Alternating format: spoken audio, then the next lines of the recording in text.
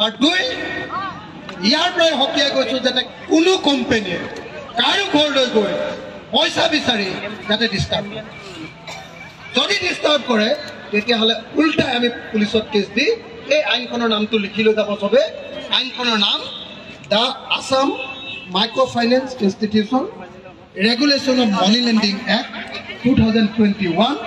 এই আইনখনৰ নামটো লিখি লৈ যাব। এই আইনখনৰ অধীনত গোচৰ দিব। যি পইচা বিচাৰি যাব সি নিজে গৈ জেলত সোমাব আৰু তাৰপাছত তাত লগাই দিব যে মাইকী মানুহক বেয়া ব্যৱহাৰ কৰিছে। তেতিয়াহ'লেতো সি আৰু জেলৰ পৰা নোলাই বুজিছে না হয় নে নহয়? হয় নে নহয়? দাদাগিৰি কৰি মহিলাক দাদাগিৰি কৰি লোন আনিব খোজে হয় নে নহয়? একদম মনত ৰাখিছেতো লাগিছে নে নাই? ভাত খাওঁ খাওঁ লাগি আছে নেকি? অলপ ধৈৰ্য ধৰক। 10 মিনিটৰ আধা ঘণ্টাৰ পিছত শেষেই হৈ যাব। ধৈৰ্য ধৰক অকণমান হয় নে নহয়? ভাই এনেকেতো আৰু মানুহৰ সন্মুখত এনেকৈ বেগ যদি হৈ থাকিব নোৱাৰে।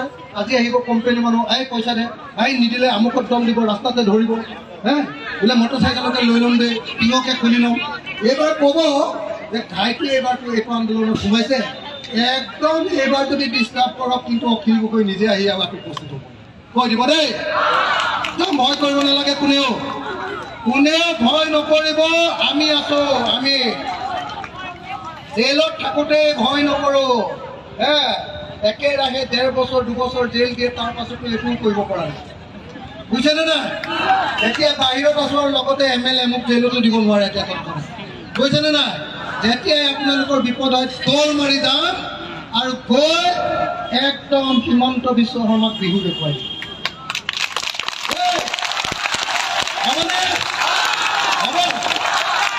মই আকৌ ক'লোঁ এই আন্দোলনটো কৰাৰ কাৰণে আপোনালোকক সকলোকে ধন্যবাদ জনাইছোঁ। নাৰী মুক্তি সংগ্ৰাম সমিতিক আৰু ধন্যবাদ জনাইছোঁ কৃষক মুক্তি সংগ্ৰাম সমিতিক এনেকুৱা এটা গুৰুত্বপূৰ্ণ আন্দোলন কৰাৰ কাৰণে মই সকলোকে ধন্যবাদ জনাইছোঁ। আপোনালোকে ইমান কষ্ট কৰি অহাৰ কাৰণে সকলোকে নমস্কাৰ জনাইছোঁ আৰু আশা কৰিছোঁ আমি সকলোৰে ঋণ মাফ কৰিব পাৰিম। সকলোৰে আমাৰ ঋণ মাফ হ'ব। আৰু যদি ঋণ মাফ নহয় হিমন্ত বিশ্ব শৰ্মা চৰকাৰখনক দৰকাৰ হ'লে উফৰাই পেলাম কিন্তু কেতিয়াও এনেকৈ আমাক বিপদত পেলাবলৈ নিদিওঁ।